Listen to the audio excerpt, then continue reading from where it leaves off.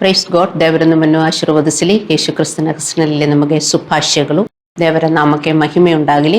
ನಮ್ಮ ಇಂದಿನ ಸಂದೇಶದ ಶೀರ್ಷಿಕೆ, ದೇವರು ನಮ್ಮ ಹೃದಯವನ್ನು ಪರೀಕ್ಷಿಸುತ್ತಾನೆ. ಜ್ಞಾನೋಕ್ತಿಗಳು 17:3 ಹೇಳುತ್ತದೆ, ಬೆಳ್ಳಿ ಬಂಗಾರಗಳನ್ನು ಪುಟ್ಟ ಕುಳಿಮಗಳು ಶೋಧಿಸುವವು, ಹೃದಯವನ್ನು ಪರಿಶೋಧಿಸುವವನು ಯೆಹೋವನೇ. ದೇವರು ನಮ್ಮನ್ನು ಪ್ರೀತಿಸುತ್ತಾನೆ ಎಂದು ನಮಗೆ ತಿಳಿದಿದ್ದರೆ, ದೇವರು ನಮ್ಮನ್ನು ಪರೀಕ್ಷಿಸುವ ದೇವರು ಎಂದು ನಾವು ತಿಳಿದುಕೊಳ್ಳಬೇಕು.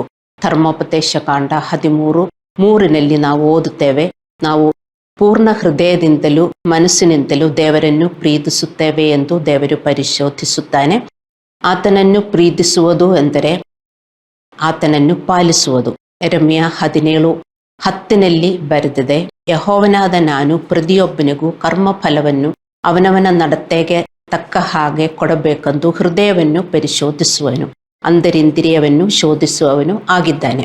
ಈ ಗ್ರಂಥವನ್ನು ನಾವು ನೆನಪಿನಲ್ಲಿ ಇಟ್ಟುಕೊಳ್ಳಬೇಕು ಮತ್ತು ನಮ್ಮ ಮೆದುಳಿನಲ್ಲಿ ಸಂಗ್ರಹಿಸಬೇಕು. ನಮ್ಮ ಪ್ರೀತಿಯ ದೇವರು ನಮ್ಮನ್ನು ಪರೀಕ್ಷಿಸುವ ದೇವರು.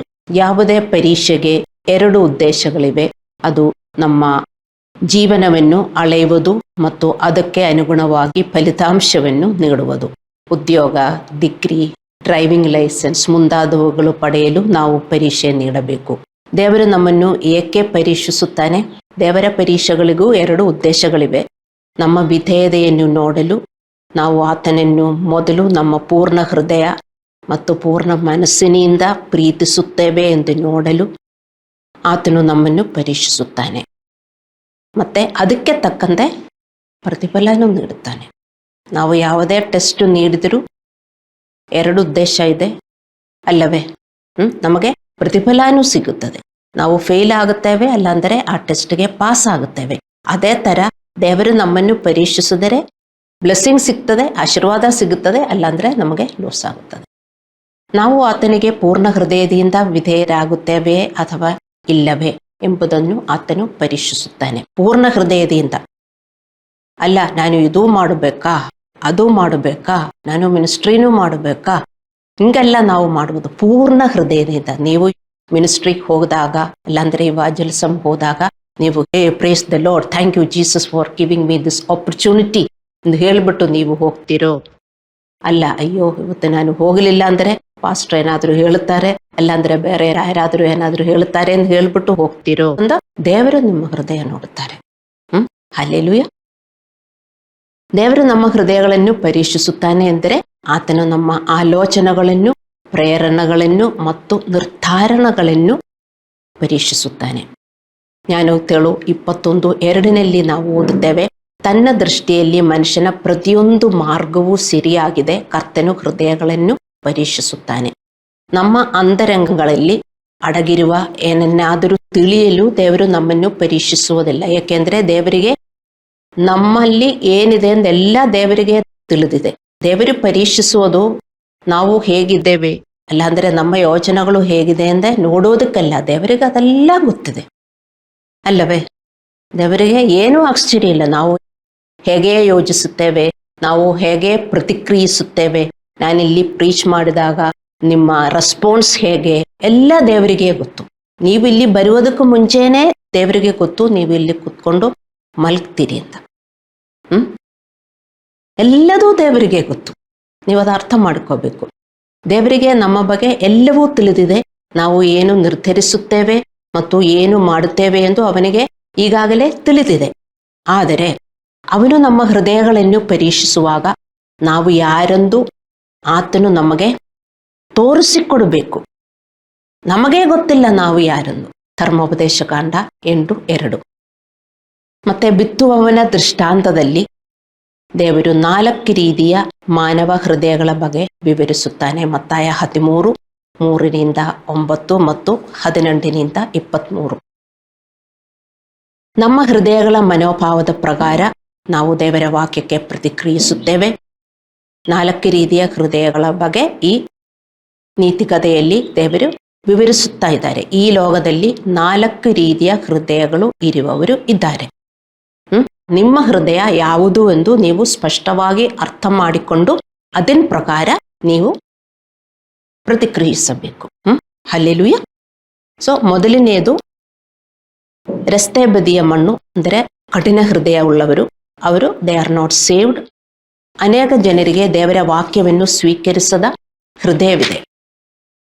ಅವರು ದೇವರ ಸತ್ಯವನ್ನು ನಂಬುವುದಿಲ್ಲ ಮತ್ತು ಅವರು ದೇವರ ಸತ್ಯವನ್ನು ಅಪಹಾಸ್ಯ ಕೂಡ ಮಾಡುತ್ತಾರೆ. ಅದು ಒನ್ ಕೈಂಡ್ ಆಫ್ ಪೀಪಲ್. ಆದರೆ ಈ ಜನರು, ಮೊದಲನೇ ಪೇತ್ರನು 3:1-2 ಹೇಳುತ್ತದೆ, ಇವರು ಇದರ ಗೌರವಾನ್ವಿತ ಮತ್ತು ಶುದ್ಧ ನಡವಳಿಕೆಯಿಂದ ಮಾತ್ರ ರಕ್ಷಿಸಲ್ಪಡುವುದು.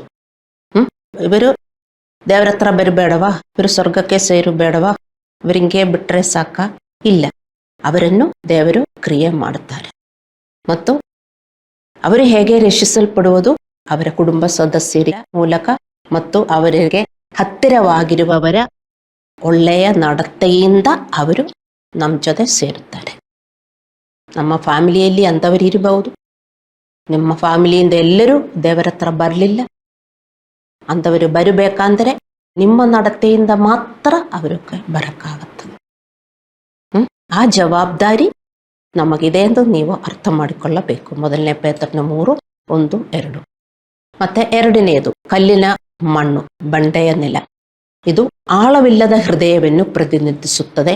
ಅವರಿಗೆ ನೈತಿಕ ಗುಣ, ಭಾವನೆ ಮತ್ತು ತಿಳುವಳಿಕೆಯ ಆಳವಿಲ್ಲ. They don't have a deep heart.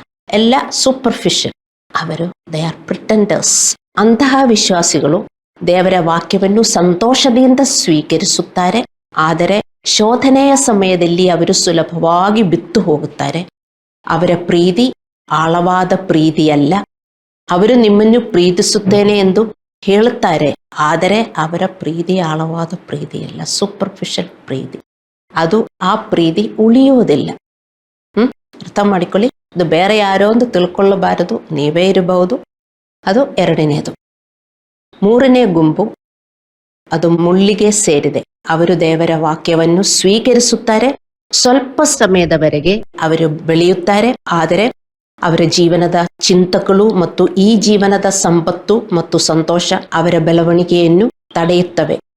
ಅವರ ಹೃದಯಗಳು ಆಧ್ಯಾತ್ಮಿಕ ಸತ್ಯ ಮತ್ತು ದೇವರ ರಾಜ್ಯಕ್ಕಿಂತ ಹೆಚ್ಚಾಗಿ ಅವರ ಚಿಂತಕಗಳು ಲೌಕಿಕ ಸುಖಗಳಿಂದ ಆಕರ್ಷಕವಾಗಿರುತ್ತದೆ. ಅವರು ಈ ಜಗತ್ತನ್ನು ದೇವರಿಗಿಂತ ಹೆಚ್ಚಾಗಿ ಪ್ರೀತಿಸುತ್ತಾರೆ. ಅವರು ದೇವರ ಹತ್ರ ಬರ್ತಾರೆ, ಚರ್ಚಲ್ಲಿ ಬರ್ತಾರೆ, ಪಾಸ್ಟರ್ ಬೋಧಿಸಿದರೆ ಅವರಿಗೂ ತುಂಬ ಇಷ್ಟ ಆಗುತ್ತದೆ. ಒಳ್ಳೆ ಪ್ರೀಚಿಂಗ್ ಎಂದೆಲ್ಲ ಹೇಳುತ್ತಾರೆ, ದೇವರ ಅವರೊಂದಿಗೆ ಮಾತನಾಡುತ್ತಾರೆ. ಆದರೆ ಅವರಿಗೆ ಪಾಲಿಸುವುದಕ್ಕೆ ತುಂಬ ಕಷ್ಟವಾಗುತ್ತದೆ. ಯಾರಿಗೆ ದೇವರ ಮಕ್ಕಳೇ ದೇವರನ್ನು ಪಾಲಿಸುವುದಕ್ಕೆ ಕಷ್ಟವಾಗುವುದು ಎಂದು ನೀವು ಅರ್ಥ ಮಾಡಿಕೋಬೇಕು. ಯಾರಿಗೆ? ದೇವರನ್ನು ಪ್ರೀತಿಸದವರಿಗೆ. ದೇವರಿಗಿಂತ ಹೆಚ್ಚಾಗಿ ಬೇರೆ ಏನಾದರೂ ಪ್ರೀತಿಸುವವರು ದೇವರನ್ನು ಪ್ರೀತಿಸುವವರಲ್ಲ. ಅವರು ಚರ್ಚಲ್ಲಿ ಬಂದರೂ ಅವರು ದೇವರ ಕೈಗೋಸ್ಕರ ಬರುವವರು. Sorry to tell this is the truth. ನೀವು ಒಫೆಂಡೆಡ್ ಆಗಬಾರದು. ನಿಮ್ಮ ಹೃದಯ ಹಂಗಿರಬಹುದು, ಆದರೆ ನೀವು ಯು ಶುಡ್ ಚೇಂಜ್, ಬದಲಾಗಬೇಕು. ಯಾಕೆಂದರೆ ದೇವರನ್ನು ಪ್ರೀತಿಸುವುದಕ್ಕೆ ನಿಮಗಾಗಲ್ಲ. ನಿಮಗೆ ಈ ಲೋಕದೆಲ್ಲ ಪ್ರೀತಿಸುವುದಕ್ಕೆ ತುಂಬ ಇಷ್ಟ. ಅಂತಿಮವಾಗಿ ಒಳ್ಳೆಯ ಮಣ್ಣು. ಇವರು ನಿಜವಾದ ನಂಬಿಗಸ್ತ ಮತ್ತು ಪ್ರಾಮುಖ್ಯ ಹೃದಯ. ಈ ವಿಶ್ವಾಸಿ ಯೇಸುವಿನ ನಿಜವಾದ ಅನುಯಾಯಿಯಾದ ವಿನಮ್ರ ನಂಬಿಕೆ ಉಳ್ಳವನು. ಈ ಥರ ವಿಶ್ವಾಸಿಗಳು ದೇವರಿಗೆ ಹೇಳುವುದನ್ನು ಪಾಲಿಸುತ್ತಾರೆ ಮತ್ತು ಅವರು ರಕ್ಷಿಸಲ್ಪಡ್ತಾರೆ. 4ನೇ ಮಣ್ಣಿನವರು. ಅವರಿಗೆ ದೇವರಿಗೆ ಹೇಳುವುದು ಅವರಿಗೆ ಅರ್ಥವಾಗುತ್ತೆ. ಹೌದು, ಇದು ನನಗೋಸ್ಕರ ದೇವರಿಗೆ ಹೇಳ್ತಾ ಇದ್ದಾರೆ, ನಾನು ಪಾಲಿಸಬೇಕು ಅಂತ ಅವರಿಗೆ ಅರ್ಥವಾಗುತ್ತದೆ. ಮತ್ತು ಲೂಕ 14:27 ಯೇಸುದೇವರು ಹೇಳಿದರು, ಯಾವನಾದರೂ ತನ್ನ ಶಿಲುಬೆಯನ್ನು ಹೊತ್ತುಕೊಂಡು ನನ್ನ ಹಿಂದೆ ಬಂದ ಹೊರತು ಅವನು ನನ್ನ ಶಿಷ್ಯನಾಗಿರಲಾರನು. ತನ್ನ ಶಿಲುಬೆ, ದೇವರ ಶಿಲುಬೆ ಅಲ್ಲ, ನಮ್ಮ ಶಿಲುಬೆ. ನಮ್ಮ ಶಿಲುಬೆ ಏನು? ವಿಧೇಯತೆಯ ಶಿಲುಬೆ. ನಮಗದೇ ಭಾರ ಅಲ್ವೇ? ದೇವರೆಲ್ಲ ಕೊಟ್ಟರೆ ನಮಗೂ ಭಾರ ಇದೆಯಾ? ಏನು ಭಾರನೇ ಇಲ್ಲ, ಲೈಟ್ ವೆಯ್ಟ್. ನಾವು ಬೇಡಿಕೊಳ್ಳುವುದೆಲ್ಲ ದೇವರಿಗೆ ಕೊಟ್ಟರೆ ತುಂಬ ಭಾರ ಇದ್ರು ವೆರಿ ಲೈಟ್. ಆದರೆ ದೇವರನ್ನು ಪಾಲಿಸುವುದು ತುಂಬ ಭಾರ. ಅದೇ ನಮ್ಮ ಶಿಲುಬೆ. ದೇವರು ಹೇಳಿದರು, ನಿಮ್ಮ ಶಿಲುಬೆಯನ್ನು ಹೊತ್ತುಕೊಂಡು ನನ್ನ ಹಿಂದೆ ಬರೆದಿದ್ದರೆ ನನ್ನ ಶಿಷ್ಯನಾಗಕ್ಕೆ ಸಾಧ್ಯ ಇಲ್ಲ. ಮತ್ತೆ ದೇವರು ವಾಗ್ದಾನ ಮಾಡಿದ ಆಶೀರ್ವಾದಗಳು ಆತನನ್ನು ಪಾಲಿಸುವವರಿಗೆ ಮಾತ್ರ. ಧರ್ಮೋಪದೇಶಕಾಂಡ 7:13 ಮತ್ತು ಮಲಾಖಿ 3:10. ಮೇಲಿನ ಈ ದೃಷ್ಟಾಂತದ ಸಂಪೂರ್ಣ ಅಂಶವೆಂದರೆ, ಈ ಬಿತ್ತುವವನ ದೃಷ್ಟಾಂತದ ಸಂಪೂರ್ಣ ಅಂಶವೆಂದರೆ, ನೀವು 4ನೇ ಮಣ್ಣಿನವರಲ್ಲದಿದ್ದರೆ ಭಯ ಮತ್ತು ನಡುಕದಿಂದ ಶ್ರದ್ಧೆಯಿಂದ ವಿಧೇಯತೆಯ ಶಿಲುಬೆಯನ್ನು ತೆಗೆದುಕೊಳ್ಳದಿದ್ದರೆ ನೀವು ಯೇಸುವಿನ ಶಿಷ್ಯರಾಗಲು ಸಾಧ್ಯವಿಲ್ಲ. ಭಯದಿಂದ ಮತ್ತು ನಡುಕದಿಂದ ತನ್ನ ರಕ್ಷಣೆಗೋಸ್ಕರ ನೀವು ವರ್ತಿಸಲಿಲ್ಲದಿದ್ದರೆ ಯೇಸುವಿನ ಶಿಷ್ಯರಾಗಲು ಸಾಧ್ಯವಿಲ್ಲ. ಈ ವಿಶ್ವಾಸಿಗಳಿಗೆ ದೇವರು ಹೇಳುತ್ತಾನೆ, ದೊಡ್ಡಿಗಸ್ತೆಯ ಮೇಲೆ ಮನಸ್ಸಿಡದೆ ದೀನರ ಸಂಗಡ ಸಹವಾಸ ಮಾಡಿ. ರೋಮಪುರದವರಿಗೆ 12:16 ಮತ್ತು ರೋಮಪುರದವರಿಗೆ 11:20 ಬರೆದಿದೆ, ಗರ್ವ ಪಡಬೇಡ, ಭಯದಿಂದಿರು.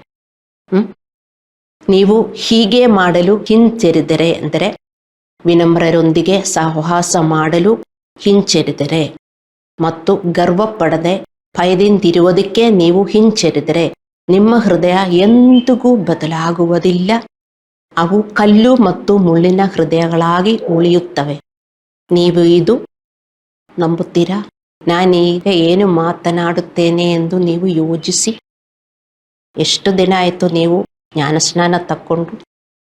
ಎಷ್ಟು ಶುದ್ಧರಾಗಿದ್ದೀರಿ? ಎಷ್ಟು ದೇವರನ್ನು ಪಾಲಿಸಿ ಜೀವನ ಮಾಡುತ್ತಾ ಇದ್ದೀರಿ? ಅದಕ್ಕೆ ಆಸೆ ಇದೆಯಾ? ಈ ಕಲ್ಲಿನ ಮುಳ್ಳಿನ ಹೃದಯ ಇರೋರಿಗೆ ಆಸೆ ಬರುವುದಿಲ್ಲ. ಅವರು ಚರ್ಚ್ಗೆ ಬರ್ತಾರೆ, ಬೈಬಲ್ ಓದ್ತಾರೆ, ಪ್ರೇಯರ್ ಮಾಡುತ್ತಾರೆ, ಎಲ್ಲ ಮಾಡುತ್ತಾರೆ. ಆದರೆ ದೇವರನ್ನು ಪಾಲಿಸಿ ನಾನು ಜೀವನ ಮಾಡಬೇಕು ಅಂತ ಆ ತಿಳುವಳಿಕೆ ಅವರಿಗೆ ಬರುವುದಿಲ್ಲ. ನೀವು ಅರ್ಥ ಮಾಡ್ಕೋಬೇಕು. ನಿಮಗೆ ಬರ್ತಾ ಇದೆಯಾ? ಈಗ ನಿಮಗೆ ಗೊತ್ತಾಯಿತು ನಿಮ್ಮ ಹೃದಯ ಯಾವ ಥರ ಹೃದಯ ಅಂತ. ಕಲ್ಲಿನ ಹೃದಯನ, ಮುಳ್ಳಿನ ಹೃದಯ ಅಂತ. ದೇವರನ್ನು ನಾನು ಪಾಲಿಸಬೇಕು, ನಾನು ದೇವರಿಗೆ ಸೇವೆ ಮಾಡಬೇಕು, ನನಗೆ ದೇವರು ಗಿಫ್ಟ್ ಕೊಟ್ಟಿದ್ದಾರೆ, ಅದರಿಂದ ನಾನು ದೇವರಿಗೆ ಸೇವೆ ಮಾಡಬೇಕು. ನಿಮಗೆ ಅನಿಸ್ತಾ ಇದೆಯಾ? ನೀವು ಯೋಚಿಸಬೇಕು. ಹಲ್ಲೆಲೂಯಾ. ಬಂಡೆಯ ನೆಲ ಮತ್ತು ಮುಳ್ಳು ನೆಲಗಳಂತಹ ಹೃದಯವಿರುವ ಜನರು ಆರಂಭದಲ್ಲಿ ಬೆಳೆಯಬಹುದು, ಆದರೆ ಅದು ತಾತ್ಕಾಲಿಕ. ನಂತರ ಅವರು ಬೆಳೆಯುವುದು ನಿಲ್ಲಿಸುತ್ತವೆ. ಅಪ್ ಟು ಒನ್ ಸ್ಟೇಜ್ ಇಬ್ಬರು ಬೆಳೆಯುತ್ತಾರೆ, ಆಮೇಲೆ ಇವರು ಬೆಳೆಯುವುದಿಲ್ಲ. ನಿಮ್ಮ ಬೆಳವಣಿಗೆ ಹೆಂಗೆ ಇತ್ತು? ಎಷ್ಟು ವರ್ಷವಾಗಿತ್ತು ದೇವರ ಹತ್ರ ಬಂದ ಮೇಲೆ? 1 year, 2 years, 3 years, 4 years? ಅಷ್ಟು ಬೆಳವಣಿಗೆ ನಮ್ಮ ಹತ್ರ ಇರಬೇಕು. ಬೆಳವಣಿಗೆ ಅಂದರೆ ಏನು? ಯೇಸುವಿನ ಥರ ನಾವು ಆಗಬೇಕು. ನಮ್ಮ ಪಾತ್ರಗಳು ಯೇಸುವಿನ ಥರ ಆಗಬೇಕು. ಅಷ್ಟೊಂದು ದೇವರಿಗೆ ಸರ್ವಿಸ್ ಮಾಡಿರಬೇಕು. ಇದೇ ನಮ್ಮ ಬೆಳವಣಿಗೆ. ಆಗ್ತಾ ಇದೆಯಾ? ನಾವು ಸ್ಕೂಲಲ್ಲಿ ಹೋಗಿದರೆ pre nursery, LKG, UKG, first standard, second standard ಹಿಂಗೆ ಹೋಗ್ತಾ ಇರ್ತದೆ. ನಮ್ಮ ವಯಸ್ಸು ಹೋಗ್ತಾ ಇರ್ತದೆ. 15 years ಆಗಿದ್ದರೆ 10th ಸ್ಟ್ಯಾಂಡರ್ಡ್ ಅಲ್ಲಿ ಬಂದ್ಬಿಟ್ಟಿದೆ. ಅವನಿಗೆ ಆವಾಗಲೂ ಪ್ರೀ ನರ್ಸರಿಯಲ್ಲಿ ಇರುವ ಬೆಳವಣಿಗೆ ಇಲ್ಲದಿದ್ದರೆ, ಅಲ್ಲಾಂದರೆ ಅಪ್ ಟು ಸೆಕೆಂಡ್ ಸ್ಟ್ಯಾಂಡರ್ಡ್ ಬೆಳೀತಾ ಇದ್ರು, ಆಮೇಲೆ ಏನು ಬೆಳವಣಿಗೆ ಇಲ್ಲ. ಹಿಂಗೆಲ್ಲ ವಿಶ್ವಾಸಗಳು ನಿಮ್ಗೆ ಅರ್ಥ ಆಗ್ತಾ ಇದೆಯಾ? ಅದಕ್ಕೆ ದೇವರು ಹೇಳಿದ್ರು, ದೀನರ ಸಂಕಟ, ದೀನರ ಸಂಕಟ ಸಹವಾಸ ಮಾಡಿ ಅಂತ.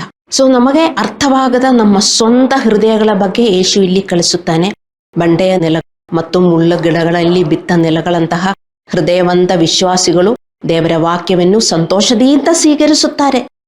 ಆದರೆ ಪರೀಕ್ಷೆಯ ಸಮಯ ಬಂದ ಕೂಡಲೇ ಅವರು ಪ್ರಲೋಭನೆಗಳು ಮತ್ತು ಪಾಪಗಳಲ್ಲಿ ಟಿಶು ಬಿಡುತ್ತಾರೆ. ಕಾರಣ ಏನು? ದೇವರ ಭಯನೇ ಇಲ್ಲ ಅವರಿಗೆ. ಕೆಲವರು ಆಮೇಲೆ ಹೋಗಿ ದೇವರೇ ಕ್ಷಮಿಸು ಎಂದು ಹೇಳುವುದಿಲ್ಲ. ಏಕೆಂದರೆ ಅವ್ರಿಗೆ ಗೊತ್ತದು, ನಾನು ಮಾಡಿರುವುದು ಕರೆಕ್ಟು, ನಾನು ಹಂಗೆ ವರ್ತಿಸಬೇಕಾಯಿತು. ಹೃದಯ ಕಠಿಣಗೊಳಿಸಿ ಮತ್ತು ಕಠಿಣಗೊಳಿಸಿ ಜೀವನ ಮಾಡುತ್ತಾರೆ. ಯಾಕೆ ಇದು? ಅವರು ದೇವರಿಗಿಂತ ಹೆಚ್ಚಾಗಿ ಲೋಕದ ವಸ್ತುಗಳನ್ನು ಪ್ರೀತಿಸುತ್ತಾರೆ. ಅದೇ ಕಾರಣ. ಇದು ವಿಶ್ವಾಸಿಗಳಿಗೆ ಎಷ್ಟು ಹೇಳಿಕೊಟ್ಟರೂ ಅವರಿಗೆ ಅರ್ಥವಾಗುವುದಿಲ್ಲ. ಬಿತ್ತುವವನ ದೃಷ್ಟಾಂತವನ್ನು ನಮಗೆ ಒಂದು ಪ್ರಮುಖ ಸಂದೇಶವನ್ನು ಕಳಿಸುತ್ತದೆ. ಕಲ್ಲಿನ ಮತ್ತು ಮುಳ್ಳಿನ ಹೃದಯ ಉಳ್ಳ ವಿಶ್ವಾಸಿಗಳು ಸವಾಲುಗಳು ಮತ್ತು ಪ್ರಲೋಭನೆಗಳ ಹೊರತಾಗಿಯೂ ದೇವರನ್ನು ಅನುಸರಿಸಲು ಬೆತ್ತರಾಗಿರುವ ಹೃದಯವನ್ನು ಬಳಸಿಕೊಳ್ಳದ ಹೊರತು ಅವರು ರಕ್ಷಿಸಲ್ಪಡುವುದಿಲ್ಲ. ರಕ್ಷಿಸಲ್ಪಟ್ಟಿದ್ದಾರೆ, ಜ್ಞಾನಸ್ನಾನ ತಕ್ಕೊಂಡಿದ್ದಾರೆ. ನಿಮಗೇ ಗೊತ್ತು. Experience is a teacher. ನೀವೆಷ್ಟು ವರ್ಷ ಆಯಿತು ದೇವರ ಹತ್ರ ಬಂದು, how happily you are obeying God. God tests our heart. He is testing our love. He is a God who test the love. Deuteronomy 13:3. ಅವರನ್ನು ನಾವು ಎಷ್ಟೊಂದು ಪ್ರೀತಿಸುತ್ತೇವೆ ಎಂದು ದೇವರು ಪರೀಕ್ಷಿಸುತ್ತಾನೆ. ದೇವರನ್ನು ಪ್ರೀತಿಸುವುದು ಅಂದರೆ ದೇವರನ್ನು ಪಾಲಿಸುವುದು. ಎಷ್ಟು ಕೀರ್ತನೆಗಳಿದೆ. ದೇವರೇ, ನಿನ್ನ ಶೋಧನೆಯಿಂದ ನನಗೆ ಒಳ್ಳೆಯವನಾಗಕ್ಕೆ ಸಾಧ್ಯವಾಯಿತು. Thank you Jesus for the ಶೋಧನೆ ಎಂದು ಬರೆದಿದೆ. ಇಲ್ಲಿ ಒಂದು ಶೋಧನೆ ಬಂದರೆ ಎಲ್ಲರೂ ಎಷ್ಟು ದಿನ ಕಷ್ಟ, ಎಷ್ಟು ದಿನ ಕಷ್ಟ, ನಾನು ಯಾಕೆ ಹಿಂಗ ಹೋಗಬೇಕು? ಮುಳ್ಳು ಮತ್ತು ಕಲ್ಲಿನ ನೆಲವಿರುವವರು ಇದೇ ಯೋಚನೆ ಮಾಡುತ್ತಾರೆ. ಅವರ ಸಂಗಡ ನೀವು ಫೆಲೋಶಿಪ್ ಮಾಡಿದರೆ ಮುಳ್ಳು ಕಲ್ಲು ಕೂಡ ಫೆಲೋಶಿಪ್. ನಿಮಗೊಬ್ಬರು ಒಳ್ಳೆಯ ನೆಲದ ಜನ ಇರಬೇಕು. ಮುಳ್ಳು ಕಲ್ಲು ಬಂದು ಯಾವಾಗಲೂ ಏನು ಹೇಳುವುದು? ಗೊಣಗಾಡುವುದು. ಇವರಿಬ್ಬರು ಗೊಣಗಾಡುವುದು. ನನಗ ಪ್ರಾಬ್ಲಮ್ ಇದೆ, ಈ ಪ್ರಾಬ್ಲಮ್ ಇದೆ, ಎಂದಿಗೂ ಸಾಲ್ವ್ ಆಗುವುದಿಲ್ಲ. ಅಯ್ಯೋ, ನಾನು ಹಂಗೆ ಬದುಕುವುದು ಮತ್ತು ಕೂತ್ಕೊಂಡಿಬ್ಬರು ಪ್ರೇಯರ್ ಮಾಡುವುದು. ಅಲ್ಲವೇ? ಅರ್ಥ ಮಾಡಿಕೊಳ್ಳಿದ್ದೇವರ ಮಕ್ಕಳೇ, ನೀವು ನಿರ್ಧಾರಣೆ ಮಾಡಬೇಕು. ಎಷ್ಟು ಮುಳ್ಳಿನ ಮತ್ತು ಕಲ್ಲಿನ ಜನರು, ಇಲ್ಲ ನಾನು ಚೇಂಜ್ ಆಗ್ತೀನಿ, ನಾನು ಹೀಗೆ ಇರುವುದಿಲ್ಲ, ನಾನು ಬೈಬಲ್ ಓದ್ತೀನಿ. ಅಂದ್ರೆ ಕಲ್ಲಿನ ಹೃದಯ ಇರುವವರಿಗೆ ಬೈಬಲ್ ತುಂಬಾ ಓದಬೇಕು. ಯಾಕೆಂದರೆ ವಾಕ್ಯಗಳು ಸುತ್ತಿಗೆ ತರ. Word of God is hammer. ನೀವೇ ಜಾಸ್ತಿ ಬೈಬಲ್ ಓದಬೇಕಾಗಿರುವುದು. ಆದರೆ ನಾನೇ ನೋಡ್ತಾ ಇದ್ದೀನಿ, ಕಲ್ಲಿನ ಹೃದಯ ಉಳ್ಳವರು ಬೈಬಲ್ ಓದುವುದೇ ಇಲ್ಲ. ಮತ್ತಿನ್ನೂ ಗಟ್ಟಿಯಾಗಿ ಗಟ್ಟಿಯಾಗಿ ಗಟ್ಟಿಯಾಗಿ ಅವರ ಹೃದಯ ಇರುತ್ತದೆ. ಅಷ್ಟಷ್ಟು ಹೇಳಿದ್ರು ಅವರಿಗೆ ಎಕ್ಸ್ಕ್ಯೂಸಸ್ ಇದೆ. ರಕ್ಷಿಸಲ್ಪಡ್ತಾರಾ ಇವರು? ನೀವು ಯೋಚನೆ ಮಾಡಿ. ದೇವರು ತೋರಿಸಿದ್ದಾರೆ, ಈ ಲೋಕದಲ್ಲಿ 4 ಥರ ಹೃದಯ ಉಳ್ಳವರು ಇದ್ದಾರೆ. Last type of people only they have potential, because ಅವರು ವಿನಮ್ರ ಹೃದಯ ಉಳ್ಳವರು. ಅವರಿಗೆ ಮಾತ್ರ ಪೊಟೆನ್ಷಿಯಲ್ ಇರುವುದು. ಎಲ್ಲರಿಗೂ ಪಾಲಿಸುವುದಕ್ಕೆ ಕಷ್ಟ, ಆದರೆ ಅವರೆಷ್ಟು ಕಷ್ಟ ಆದರೂ ಕಷ್ಟದಿಂದ ಅವರೆಲ್ಲ ಮಾಡುತ್ತಾರೆ. ಅವರಿಗೆ ಕಷ್ಟ ಇಲ್ಲ ಅಂತಲ್ಲ, ಅವರಿಗೆ ಪಾಲಿಸುವುದಕ್ಕೆ ತುಂಬಾ ಈಸಿಯಿಂದಲ್ಲ. ನಿಮಗೆಷ್ಟು ಕಷ್ಟ ಇರುತ್ತದೋ ಅಷ್ಟು ಕಷ್ಟ ಅವರಿಗೂ ಇರುತ್ತದೆ. ಆದರೆ ಒಂದು ಗುಣ ಅವರಲ್ಲಿ ಇರುವುದು, ಅವರು ಮಾಡ್ತಾರೆ. ಯಾಕೆಂದ್ರೆ ಅವರಿಗೆ ವಿನಮ್ರ ಇರುವ ಹೃದಯ ಇದೆ. ಅದಕ್ಕೆ ದೀನರ ಸಂಗಡ ಸಹವಾಸ ಮಾಡಿ ಅಂತ ಬರೆದಿರುವುದು. ಯಾಕೆಂದ್ರೆ ಅವರಿಂದ ನಿಮಗೆ ಕಲಿಯುವುದಕ್ಕೆ ತುಂಬಾ ಇರುತ್ತದೆ. ಅವರು ಹೇಳುವುದನ್ನು ನೀವು ಪಾಲಿಸಬೇಕು. ಅವರ ಮೇಲೆ ನೀವು ಆರ್ಗ್ಯೂ ಮಾಡಿದರೆ ಹಲ್ಲೆಲೂಯಾ. ಎಲ್ಲ ಕಷ್ಟಗಳು ಕ್ಲೇಶಗಳ ನಡುವೆಯೂ ದೇವರಿಗೆ ವಿಧೇಯರಾಗಲು ನಾವು ಸಿದ್ಧರಾಗಿರಬೇಕು. ಎಲ್ಲ ಕ್ಲೇಶಗಳ ಮತ್ತು ಸವಾಲುಗಳ ನಡುವೆಯೂ ನಾವು ದೇವರನ್ನು ಪಾಲಿಸುವುದಕ್ಕೆ ಸಿದ್ಧರಾಗಿರಬೇಕು. ಏಕೆಂದರೆ ಅದು ನಮ್ಮನ್ನು ಶೋಧಿಸುವ ಬೆಂಕಿಯಾಗಿದೆ, ನಮ್ಮನ್ನು ಶುದ್ಧೀಕರಿಸುವ ಬೆಂಕಿಯಾಗಿದೆ ನಮ್ಮ ಕ್ಲೇಶಗಳು. ಬೈಬಲಲ್ಲಿ ಬರೆದಿದೆ, ಬೈಬಲ್ ಓದಿದರೆ ಅದು ಅರ್ಥವಾಗುವುದೇ. ನಾನು ಹೇಳಿದ್ದೀನಲ್ಲ, ತುಂಬಾ ಜನರು ಬೈಬಲ್ ಓದುವುದಿಲ್ಲ. ಅಲ್ಲಾಂದ್ರೆ ಈ ಮೆಸೇಜ್ ಅಪ್ಲೋಡ್ ಮಾಡಿದ್ರು ಅವರು ಇನ್ನೊಂದು ಸಾರಿ ಕೇಳಿಸ್ಕೊಳ್ಳುವುದಿಲ್ಲ, ಅವರಿಗೂ ಬೋರ್ ಆಗುತ್ತದೆ. ಮತ್ತು ಕೇಳಿಸ್ಕೊಂಡ್ರೆ ಮಾತ್ರ ನಿಮಗೆ ಅರ್ಥವಾಗುವುದು ಅಲ್ಲವೇ? ಸೊ ಇದರಲ್ಲಿ ಬರೆದಿದೆ, ನಮಗೆ ಫೈರ್ ಇದೆ. ಮತ್ತೆ Jesus is a God who baptizes in fire. He will give us fire baptism. ಅದು ಸತ್ತ ಮೇಲೆ ಅಲ್ಲ, ನಾವು ಈ ಲೋಕದಲ್ಲಿ ಜೀವನ ಮಾಡುವಾಗಲೂ. ಸೊ ನಮಗೆ ತುಂಬಾ ಕಷ್ಟ ಇರ್ತದೆ, ಆದರೆ ನಾವು ಅರ್ಥ ಮಾಡಿಕೋಬೇಕು, ಯಾಕೆ ನಾನು ಕ್ಲೇಶಗಳಲ್ಲಿ ಹೋಗಬೇಕು, ಕಷ್ಟದಲ್ಲಿ ಹೋಗಬೇಕು? ನನ್ನ ಶುದ್ಧೀಕರಣಕ್ಕೋಸ್ಕರ ನಾನು ಒಳ್ಳೆಯವಳಾಗಬೇಕು, ಅಲ್ಲಾಂದ್ರೆ ಒಳ್ಳೆಯವನಾಗಬೇಕು. ಅದು ನೀವು ದೇವರ ಭಯದಿಂದ, ದೇವರ ಪ್ರೀತಿಯಿಂದ ನೀವು ಸ್ವೀಕರಿಸಿದರೆ ಒಂದೊಂದು ಕಷ್ಟಗಳು, ಒಂದೊಂದು ಕ್ಲೇಶಗಳ ನಡುವೆಯೂ ನಿಮಗೆ ಸಂತೋಷದಿಂದ ಹೋಗಕ್ಕಾಗತ್ತೆ. ಇಲ್ಲದಿದ್ದರೆ ಒಂದೊಂದು ಕ್ಲೇಶಗಳು, ಒಂದೊಂದು ಕಷ್ಟಗಳು ಬಂದಾಗ ಗೊಣಗಾಡುವುದು, ಕಲ್ಲು ಮುಳ್ಳು ಸೇರಿಬಿಟ್ಟು ಪ್ರೇಯರ್ ಮಾಡುವುದು, ಫೆಲೋಶಿಪ್ ಮಾಡುವುದು. ಕಲ್ಲು ಮುಳ್ಳಿನ ಫೆಲೋಶಿಪ್. ನೀವು ಯಾರ ತರ ಫೆಲೋಶಿಪ್ ಮಾಡ್ತಾ ಇದ್ದೀರಿ ಎಂದು ನೀವು ಯೋಚನೆ ಮಾಡಬೇಕು. ಕಲ್ಲು ಮುಳ್ಳಿನವರು ಬಳಿತಾ ಇದ್ದರೆ ಪರವಾಗಿಲ್ಲ, ಬಳಿತಾ ಇಲ್ಲದಿದ್ದರೆ ಅವರ ಜೊತೆ ಫೆಲೋಶಿಪ್ ಮಾಡುವುದು ನಿಮಗೆ ಕಷ್ಟ. ಅದಕ್ಕೆ ಯಾರ ಜೊತೆ ನೀವು ಫೆಲೋಶಿಪ್ ಮಾಡುವುದಂತೂ ನೀವು ತುಂಬಾ ಹುಷಾರಾಗಿರಬೇಕು. ಬಳಿಯುವವರ ಜೊತೆಗೆ ಮಾತ್ರ ನೀವು ಸಹವಾಸ ಮಾಡಬೇಕು. ಅರ್ಥ ಮಾಡಿಕೊಳ್ಳಿ. ಸೊ ನಮಗೆ ಅರ್ಥವಾಗಿದ್ದರೆ, ಹೌದು ನನಗೆ ತುಂಬಾ ಕಷ್ಟ ಇದೆ, ಇದಕ್ಕೆ ಯಾಕೆ ದೇವರದು ಅನುಮತಿಸುವುದು? ನಾನು ಒಳ್ಳೆಯವಳಾಗುವುದಕ್ಕೆ, ನನ್ನ ಶುದ್ಧೀಕರಣಕ್ಕಾಗಿ ಅಂತ ನಾವು ಅಕ್ಸೆಪ್ಟ್ ಮಾಡಿದರೆ ನಮಗೆ ಆ ಬೆಂಕಿ ಮೂಲಕ ಹೋಗಕ್ಕೆ ನಮಗೆ ಖುಷಿ ಆಗುತ್ತದೆ. ಅದೇ ಯಾಕೋಬನು 1:2-4 ಅರ್ಥ. Count it all joy when you have lot of troubles, testing of your faith gives you patience. ನಮಗೆ ಪೇಷನ್ಸ್ ಇಲ್ಲ, ಇಂಪೇಷಂಟ್ ಆಗುತ್ತೆ. ಅಯ್ಯೋ ಯಾಕೆ ಹಿಂಗ ಬಂದಿತ್ತು, ಹಿಂಗ ಬರಬಾರದಾಯಿತ್ತು, ಅಲ್ಲವೇ? ಸೊ ಒಂದು ಕ್ಲೇಶ ಬಂದಾಗ ನಾವು ಸಂತೋಷದಿಂದ ಹೋಗಕ್ಕೆ ನಾವು ಅಭ್ಯಾಸ ಮಾಡಬೇಕು. ಆದರೆ ಮಾತ್ರ you are living a Christian life, born again life.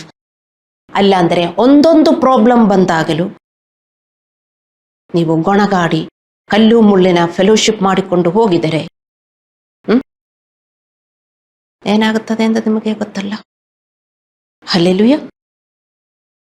So ಬೆಂಕಿಯ ಮೂಲಕ ಅಂದರೆ ಪರೀಕ್ಷೆಗಳ ಮೂಲಕ ಶುದ್ಧೀಕರಿಸಲ್ಪಡಲು ನಾವು ಗಂಭೀರ ಬದ್ಧತೆಯನ್ನು ತೆಗೆದುಕೊಳ್ಳಬೇಕು, ಸಲ್ಲಿಸಬೇಕು. You should submit yourself to be baptised by the fire. Believers, ನೀವಿನ್ನೂ ಸಲ್ಲಿಸಿದ್ದೀರಾ ಅಥವಾ ಇನ್ನೂ ಯೋಚನೆ ಮಾಡ್ತಾ ಇದ್ದೀರಾ ನಾನು ಸಲ್ಲಿಸಬೇಕಾ? ಎಷ್ಟು ಜನ ಚರ್ಚಲ್ಲಿ ಬರ್ತಾರೆ, ಅವರಿನ್ನೂ ದೇವರ ಮುಂದೆ ಸಲ್ಲಿಸಲಿಲ್ಲ. ಎದಕ್ಕೆ ದೇವರ ಮುಂದೆ ಸಲ್ಲಿಸಬೇಕು? ಈ ಬೆಂಕಿಯ ಒಳಗಡೆ ಹೋಗಿ ಶುದ್ಧರಾಗೋದಕ್ಕೆ. Submitting to God means what? This is the meaning. ದೇವರಿಗೆ ಸಲ್ಲಿಸುವುದರ ಅರ್ಥ ಇದು. ಏನು ನೀವು ತಿಳ್ಕೊಂಡಿದ್ದೀರಾ? ಎಷ್ಟು ಜನ ಇನ್ನೂ ಸಲ್ಲಿಸಲಿಲ್ಲ. ಅದಕ್ಕೆ ಒಂದು ಬೆಂಕಿ ಬಂದಾಗ ಗೊಣಗಾಡುವುದು. ಸಲ್ಲಿಸುವವರು ಗೊಣಗಾಡುವುದಿಲ್ಲ. ಅರ್ಥ ಮಾಡಿಕೊಳ್ಳಿ ದೇವರ ಮಕ್ಕಳೇ. ದೇವರು ನಮ್ಮನ್ನು ಶುದ್ಧೀಕರಿಸಲು ತೊಂದರೆಗಳು ಮತ್ತು ಪರೀಕ್ಷೆಗಳು ಅನುಮತಿಸುತ್ತಾನೆ. ಅನುಮಾನ ಬೇಡ್ರಿ ದೇವರ ಮಕ್ಕಳೇ. ದೇವರು ನಮ್ಮನ್ನು ಶುದ್ಧೀಕರಿಸಲು ತೊಂದರೆಗಳು ಮತ್ತು ಪರೀಕ್ಷೆಗಳು ಅನುಮತಿಸುತ್ತಾನೆ. ವಿಶ್ವಾಸಿಗಳಿಗೆ ಅದು ವಿಶ್ವಾಸ ಆಗಲಿ. ಯಾಕೆಂದರೆ ಅವರ ಹೃದಯ ದೇವರ ಹತ್ರ ಬಂದು 10 ವರ್ಷವಾಯಿತು, ಏನು ಚೇಂಜ್ ಆಗಲಿಲ್ಲ. ಕಠಿಣಗೊಳಿಸಿ ಪಾಸ್ಟರ್ ಹಿಂಗೆ ಬೋಧಿಸಿದರೆ ಅವರಿಗೆ ಅರ್ಥವಾಗುವುದಿಲ್ಲ. ಪಾಸ್ಟರ್ ಒಂದು ಫೂಲ್ ತರ ಪ್ರೀಚ್ ಮಾಡಬೇಕು, ಕೇಳಿಸ್ಕೊಂಡು ಹೋಗ್ತಾರೆ, ಮತ್ತೆ ಅದನ್ನ ತರ ಅವರು ಬದಲಾವಣೆ ಆಗುವುದಿಲ್ಲ. ಹಲ್ಲೆಲೂಯಾ. ಅರ್ಥ ಮಾಡಿಕೊಳ್ಳಿ ದೇವರ ಮಕ್ಕಳೇ. ಇವತ್ತು ನೀವು ಹೋಗಿ ಮತ್ತಾಯ 13ನೇ ಚಾಪ್ಟರ್ ಬಿತ್ತುವವನ ನೀತಿಕತೆಯನ್ನು ನೀವು ಪೂರಾ ಓದಬೇಕು. ಎಕ್ಸ್ಪ್ಲೇನ್ ಇವತ್ತು ನಾನು ಮಾಡಿರುವುದು ನಿಮಗೆ ಅರ್ಥವಾಗಬೇಕು. You belong to which category ಎಂದು ನಿಮಗೆ ಸ್ಪಷ್ಟವಾಗಿ ಅರ್ಥವಾಗಬೇಕು. ಸೊ ದೇವರು ನಮ್ಮನ್ನು ಶುದ್ಧೀಕರಿಸಲು ತೊಂದರೆಗಳು ಮತ್ತು ಪರೀಕ್ಷೆಗಳನ್ನು ಅನುಮತಿಸುತ್ತಾನೆ. ಯಾಕೋಬನು 1:2-4 ಮತ್ತು 1 ಪೇತ್ರನು 1:7. ಈ ಸತ್ಯವನ್ನು ಅರ್ಥ ಮಾಡಿಕೊಂಡು ನಾವು ಆತ್ಮದ ಒಳ್ಳೆಯ ಕೆಲಸಗಳನ್ನು ಮಾಡುತ್ತಲೇ ಇರಬೇಕು.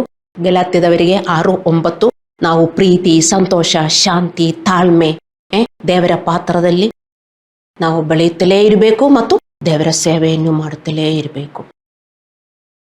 ನೀವು 4ನೇ ಗ್ರೌಂಡ್ ತರ ಜನರು ಆಗಬೇಕಂದರೆ ಅವರಿಂದ ಇದು ನೀವು ಕಲಿತ್ಕೊಳ್ಳಬೇಕು. ಆವಾಗ ನಿಮಗೆ ದೇವರ ಭಯ ಬರ್ತದೆ, ಭಕ್ತಿ ಬರ್ತದೆ, ನಿಮಗೇನು ಎಕ್ಸ್ಕ್ಯೂಸ್ ಬರುವುದಿಲ್ಲ. ಅವರ ಮುಂದೇನು ನೀವು ಆರ್ಗ್ಯೂ ಮಾಡಿದರೆ, ಎಕ್ಸ್ಕ್ಯೂಸ್ ಮಾಡಿದರೆ ಏನಾಗುತ್ತದೆ? Just think. ಅಲ್ಲವೇ? ಅವರು ಸಲಹೆ ಕೊಟ್ಟಿದ್ರು, ಅವರಿಗೆ ನೀವು ಸಲಹೆ ಕೊಡ್ತೀರಾ? ಇಲ್ಲ ಪಾಸ್ಟರ್, ನಿಮಗೆ ಗೊತ್ತಿಲ್ಲ, ನಾನೇ ಯಾವುದಲ್ಲಿ ಹಾದು ಹೋಗ್ತಾ ಇದ್ದೀನಿ ಅಂತ ನಿಮಗೆ ಗೊತ್ತಿಲ್ಲ, ನನ್ನ ಜಾಬಿನ ಬಗ್ಗೆ ನಿಮಗೆ ಗೊತ್ತಿಲ್ಲ. ಹಲ್ಲೆಲೂಯಾ. ಸೊ ಪ್ರತಿಯೊಂದು ಪರೀಕ್ಷೆಯನ್ನು ಅಂದರೆ ಬೆಂಕಿಯನ್ನು ನಮ್ಮ ನಿಜವಾದ ಹೃದಯವನ್ನು ಬಹಿರಂಗಪಡಿಸುತ್ತದೆ. ಈ ಪರೀಕ್ಷೆಗಳು ಮತ್ತು ಕ್ಲೇಶಗಳು ನಮ್ಮ ದೌರ್ಬಲ್ಯ, ಪಾಪ ಮತ್ತು ಅಪರಿಪೂರ್ಣತೆಗಳ ಕ್ಷೇತ್ರಗಳನ್ನು ಬಹಿರಂಗಪಡಿಸುತ್ತದೆ. ಒಂದೊಂದು ಪ್ರಾಬ್ಲಮ್ಸು ನಮ್ಮಲ್ಲಿ ಏನು ಕೊರತೆ ಇದೆ ಅಂತ ಅದು ಬಹಿರಂಗಪಡಿಸುತ್ತದೆ, ಅಲ್ಲವೇ? ಇಲ್ಲ, ನಿಮಗೆ ಒಂದೊಂದು ಪ್ರಾಬ್ಲಮ್ ಬಂದಾಗ ನಿಮ್ಮ ಯೋಚನೆಗಳು, ಹೃದಯದಲ್ಲಿ ಇರುವ ಒಂದೊಂದು ಯೋಚನೆ ನೀವು ಬರೆದಿಡಬೇಕು. ಒಬ್ಬರು ಪ್ರಾಬ್ಲಮ್ ಕೊಟ್ಟರೆ ಅವರನ್ನು ಸಾಯಿಸಬೇಕು ಅಂತಿರ್ತದೆ. ಅದು ನಿಮ್ಮ ಸೇಡು ತೀರಿಸುವ ಸ್ವಭಾವ. ಅದು ನಿಮಗೆ ಯಾವತ್ತೂ ಒಳ್ಳೇದು ಕೊಡುವುದಿಲ್ಲ. ನೀವು ಚರ್ಚ್ ಬಿಟ್ರು, ಯೇಸುವಿನ ಬಿಟ್ರು, ಎಲ್ಲಿಂದ ಹೋಗಿದರು, ನಿಮಗೆ ಆ ಹೃದಯ ಒಳ್ಳೇದು ಎಂದೂ ಕೊಡುವುದಿಲ್ಲ. ನೀವೆಲ್ಲೇ ಹೋಗಿದರು, ಫಾರಿನ್ ಹೋಗಿದರು, ಅಲ್ಲಾಂದ್ರೆ ಮದುವೆ ಆಗಿದ್ರು. ಕೆಲವರಿಗೇನು ಫಾರಿನ್ಗೆ ಹೋಗಿದರೆ ಸಾಕು, ಎಲ್ಲ ಒಳ್ಳೇದಾಗುತ್ತೆ, ಅಲ್ಲಾಂದ್ರೆ ಮದುವೆ ಆಗಿದ್ರೆ ಸಾಕು, ಜೀವನ ತುಂಬಾ ಚೆನ್ನಾಗಿರ್ತದೆ. ಈ ಹೃದಯ ಇಟ್ಕೊಂಡು ನೀವು ಎಲ್ಲೇ ಹೋಗಿದ್ರು ನಿಮ್ಮ ಜೀವನ ಸುಖವಾಗಿರುವುದಿಲ್ಲ. ದೇವರ ಮಕ್ಕಳೇ, ಅರ್ಥ ಮಾಡಿಕೊಳ್ಳಿ. ಅದಕ್ಕೆ ದೇವರು ಕರೆದಿರುವುದು ನಿಮ್ಮನ್ನು, ನಿಮ್ಮ ಹೃದಯ ಬದಲಾಯಿಸುವುದಕ್ಕೆ. ನಿಮ್ಮ ಹೃದಯ ಬದಲಾಗಿದರೆ ಎಲ್ಲಿ ಬೇಕಂದಿರು ಹೋಗಬಹುದು. ಅರ್ಥ ಮಾಡಿಕೊಳ್ಳಿ ದೇವರ ಮಕ್ಕಳೇ. ಹಲ್ಲೆಲೂಯಾ. ಸೊ ಒಂದು ಪರೀಕ್ಷೆ ಬಂದಾಗ, ಒಂದು ಬೆಂಕಿ ಬಂದಾಗ ನಮ್ಮ ಹೃದಯದಲ್ಲಿ ಏನೇನಿರುತ್ತದೆ, ಎಷ್ಟೊಂದು ಕೋಪ, ಕಾಹಿ, ಸೇಡು ತೀರಿಸೋದು, ಇದೆಲ್ಲ ಬರ್ತದಲ್ಲ, ಅದೆಲ್ಲ ನೀವು ಬರೆದಿಡಬೇಕು. ಬರೆದಿಟ್ಟು ಅದಕ್ಕೋಸ್ಕರ ನೀವು ಪ್ರಾರ್ಥಿಸಬೇಕು. ದೇವರೇ, ನಾನು ಇದರಲ್ಲಿ ಬೀಳಬಾರದು, ನನಗೆ ಶಕ್ತಿ ಕೊಡಿ ಎಂದು ನೀವು ಪ್ರಾರ್ಥಿಸಬೇಕು. ಯಾವಾಗ? ಡೈಲಿ. ಮತ್ತು ನಿಮಗೆ ಬಯಕೆ ಇರಬೇಕು, ಪ್ರಾರ್ಥಿಸಬೇಕು. ಕೆಲವರಿಗೆ ಅದರಿಂದ ಹೊರಗೆ ಬರುವುದಕ್ಕೆ ಬಯಕೆನೇ ಇಲ್ವಲ್ಲ, ಅಲ್ಲೇ ಇರಬೇಕು. ಮತ್ತು ದೇವರೆಲ್ಲ ಆಶೀರ್ವಾದಗಳು ಕೊಡಬೇಕು. ದೇವರಂಗೆ ಆಶೀರ್ವಾದ ಕೊಡ್ತಾರೆ ಅಂತ ನಮ್ಮ ಹಳೆಯ ಹೃದಯ ಇಟ್ಕೊಂಡು ಹಳೆಯವರಾಗಿ ಜೀವನ ಮಾಡಿ ಬರೀ ಪ್ರಾರ್ಥಿಸಿದರೆ ದೇವರ ಆಶೀರ್ವಾದ ಕೊಡ್ತಾನೆ ಎಂದು ಬೈಬಲಲ್ಲಿ ಬರೀಲಿಲ್ಲ. ನೀವು ಬೈಬಲ್ ಓದಲಿಲ್ಲ, ಅದಕ್ಕೆ ನಿಮ್ಗೆ ಅರ್ಥವಾಗದಿರುವುದು. ಅರ್ಥ ಮಾಡಿಕೊಳ್ಳಿ ದೇವರ ಮಕ್ಕಳೇ. ನಾವು ನಮ್ಮ ಪಾಪಗಳನ್ನು ಮತ್ತು ದೌರ್ಬಲ್ಯಗಳನ್ನು ಪ್ರತಿಯೊಂದು ಪರೀಕ್ಷೆಯ ಮೂಲಕ ತಿಳಿದುಕೊಂಡು ಅವುಗಳನ್ನು ಜಯಿಸಬೇಕು. ಇದು ನಮಗೆ ಬಹಳ ಮುಖ್ಯವಾದ ಸಂದೇಶ. ದಿನ ಬಗ್ಗೆ ಎಲ್ಲ ನಾನು ಎಷ್ಟೊಂದು ಬೋಧನೆ ಕೊಟ್ಟಿದ್ದೇನೆ, ಆದರೂ ಯಾರು ಮಾಡುವುದಿಲ್ಲ. ಅದಕ್ಕೆ ನೀವಿನ್ನೂ ಮುಳ್ಳು ಮುಳ್ಳು ಮುಳ್ಳು ತರ ನಿಮ್ಮೊಳಗಡೆನೆ ಮುಳ್ಳು ಮತ್ತು ಎಲ್ಲರನ್ನೂ ಹೋಗಿ ಚುಚ್ಚುತ್ತಾ ಇದ್ದೀರಲ್ಲ ನೀವು, ಅಲ್ಲವೇ? ನಿಮ್ಮನ್ನು ಯಾರಾದರೂ ಸ್ವಲ್ಪ ಮುಟ್ಟಿದರೆ ಸಾಕು, ಚುಚ್ಚುತ್ತದೆ, ಅಲ್ಲವೇ? ನೀವು ಯಾರಿಗಾದರೂ ಸಂತೋಷ ಕೊಡ್ತೀರಾ ಮುಳ್ಳಿನವರೇ? ಸಾರಿ ಟು ಟೆಲ್ ದಿಸ್, ಅಲ್ಲವೇ? ನಿಮ್ಮನ್ನು ಮುಟ್ಟಿದರೆ ಯಾರಿಗಾದರೂ ಸುಖ ಇರ್ತದ? ನೋವುತ್ತದೆ. ನಿಮ್ಮ ಹತ್ರ 5 ನಿಮಿಷ ಮಾತಾಡಿದರೆ 10 ವರ್ಷ ಆಯ್ತು ದೇವರ ಹತ್ರ ಬಂದು, 15 ವರ್ಷ ಆಯ್ತು ದೇವರ ಹತ್ರ ಬಂದು, ನಿಮ್ಮ ಹತ್ರ 5 ನಿಮಿಷ ಮಾತಾಡಿದರೆ ಅವರಿಗೆ ಬರೀ ನೋವು ಬರುವುದು. 10 ವರ್ಷ ಆಗಿದರೆ ಬೇರೆಯವರಿಗೆ ಸಮಾಧಾನ ಸಂತೋಷ ಕೊಡುವವರಾಗಿ ಜೀವಿಸಬೇಕಾಗಿರುವುದು. ಮತ್ತೆ ಮುಳ್ಳಿನಿಂದ ನೀವು ಹೊರಗೆ ಬರಲಿಲ್ಲ. ಮತ್ತೆ ಬಂಡೆಯ ಹೃದಯ ಇರುವವರು, ಅಯ್ಯೋ ಅವ್ರನ್ನ ಮುಟ್ಟಕ್ಕಾಗಲ್ಲ, ಅಷ್ಟೊಂದು ಗಟ್ಟಿಯಾಗಿರ್ತಾರೆ. ಅವರೇನು ಮಾಡ್ತಾರೆ? ಟಿಶ್ಯೂ ಅಂತ ನಿಮ್ಮನ್ನು ಹೊಡಿತಾರೆ. ಅವರ ಒಂದು ಮಾತು ಸಾಕು, ಆ ಹೃದಯ, ಆ ಬಂಡಾಯ ಹೃದಯದಿಂದ ಬರುವ ಒಂದು ಮಾತು ಸಾಕು, ನಿಮಗೆ ತುಂಬಾ ಏಟು ಬಿಡುತ್ತದೆ. ಮುಳ್ಳುಗಳು ಚುಚ್ಚುವುದು ಮತ್ತು ಬಂಡಾಯ ಹೃದಯವಿರುವರು ಹೊಡೆಯುವುದು, ಇದರ ನಡುವೆ ಒಂದು ಪಾಸ್ಟರ್ ಹೇಗೆ ಮಿನಿಸ್ಟ್ರಿ ಮಾಡುವುದು? ಅದಕ್ಕೆ ಪಾಸ್ಟರ್ಗೆ ನೀವು ಪ್ರಾರ್ಥನೆ ಮಾಡಬೇಕು. ಇದೆಲ್ಲ ಒಂದು ಪಾಸ್ಟರ್ಗೆ ಸಹಿಸಬೇಕು. ಪಾಸ್ಟರ್ ಎದಕ್ಕೆ ಇರುವುದು? ನಿಮ್ಮನ್ನು ಬೆಳೆಸುವುದಕ್ಕೆ ಅಲ್ಲವೇ? ಒಂದು ತಾಯಿ ತನ್ನ ಮಕ್ಕಳನ್ನು ಬೆಳೆಸುವ ತರ ಒಂದು ಪಾಸ್ಟರ್ ಎಲ್ಲ ಬಿಟ್ಬಿಟ್ಟು ಇದಕ್ಕೋಸ್ಕರ ಕೆಲಸ ಮಾಡ್ತಾ ಇದ್ದಾರೆ. ಬೆಳೆಯಬೇಕು ದೇವರ ಮಕ್ಕಳೇ. ಹಲ್ಲೆಲೂಯಾ. ಸೊ ಪರೀಕ್ಷೆಗಳಿಗೆ ನಮ್ಮ ಪ್ರತಿಕ್ರಿಯೆಯ ಮೂಲಕ ನಾವು ದೇವರ ಕಡೆಗೆ ನಮ್ಮ ಪ್ರೀತಿಯ ಆಳವನ್ನು ನಾವು ಪ್ರದರ್ಶಿಸುತ್ತೇವೆ. ನಮ್ಮ ಪರೀಕ್ಷೆಗಳಿಗೆ ನಾವು ಹೇಗೆ ಪ್ರತಿಕ್ರಿಯಿಸುತ್ತೇವೆಯೋ, ಒಂದು ಬೆಂಕಿ ಬಂದಾಗ ನೀವು ಅಪ್ಸೆಟ್ ಆಗಿ ಬಿಡ್ತೀರೋ? ಅಲ್ಲ, ಥ್ಯಾಂಕ್ ಯು ಜೀಸಸ್, ನನಗೆ ಗೊತ್ತಿದೆ ಈ ಕಷ್ಟ ನನಗೆ ಬಂದಿರುವುದು ನನ್ನ ಶುದ್ಧೀಕರಣಕ್ಕಾಗಿ. I will not be upset. ನಾನು ಕೋಪ ಮಾಡುವುದಿಲ್ಲ, ನಾನದು ಸ್ವೀಕರಿಸುತ್ತೇನೆ. Thank you Jesus. ತುಂಬ ಕಷ್ಟ ಇದೆ, ತುಂಬ ನೋವಿದೆ ದೇವರೇ, ಆದರೂ ನಾನದು ಸಹಿಸುತ್ತೇನೆ ಎಂದು ಹೇಳಿಬಿಟ್ಟು ನೀವು ಆ ಪ್ರಾಬ್ಲಮ್ಗೋಸ್ಕರ ನೀವು ಪ್ರಾರ್ಥನೆ ಮಾಡಿದರೆ ನಿಮ್ಮ ಪ್ರಾಬ್ಲಮ್ ಸಾಲ್ವ್ ಆಗುತ್ತದೆ.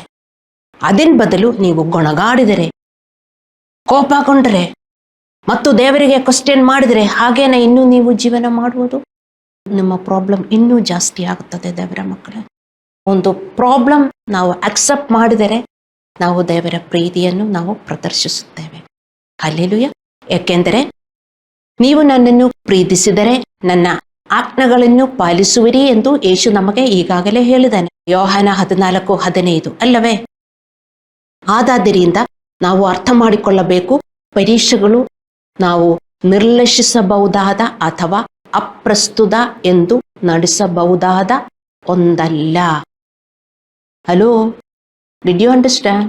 ನಿಮ್ಮ ಒಂದೊಂದು ಪ್ರಾಬ್ಲಮ್ಸು, ಒಂದೊಂದು ಬೆಂಕಿಯು ನಿರ್ಲಕ್ಷಿಸಬಹುದಾದ ಅಥವಾ ಅಪ್ರಸ್ತುತ ಎಂದು ನಡೆಸಬಹುದಾದ ಒಂದಲ್ಲ.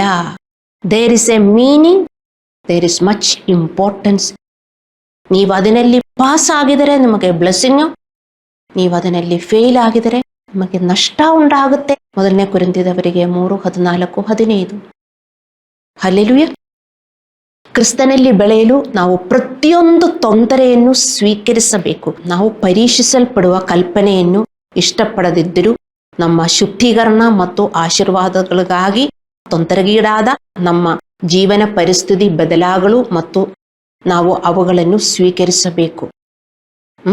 ನಾವು ಪರೀಕ್ಷಿಸಲ್ಪಡುವ ಕಲ್ಪನೆಯನ್ನು ಇಷ್ಟಪಡದಿದ್ದರೂ, even if we don't like our fires and troubles, ಅದು ನಮ್ಮ ಶುದ್ಧೀಕರಣ ಮತ್ತು ಆಶೀರ್ವಾದಗಳಿಗಾಗಿ, ನಮ್ಮ ತೊಂದರೆಗೀಡಾದ ನಮ್ಮ ಪರಿಸ್ಥಿತಿ ಬದಲಾಗಲು ಮತ್ತು ಆಶೀರ್ವಾದಗಳಿಗಾಗಿ ನಾವು ಸ್ವೀಕರಿಸಬೇಕು. This is the only way.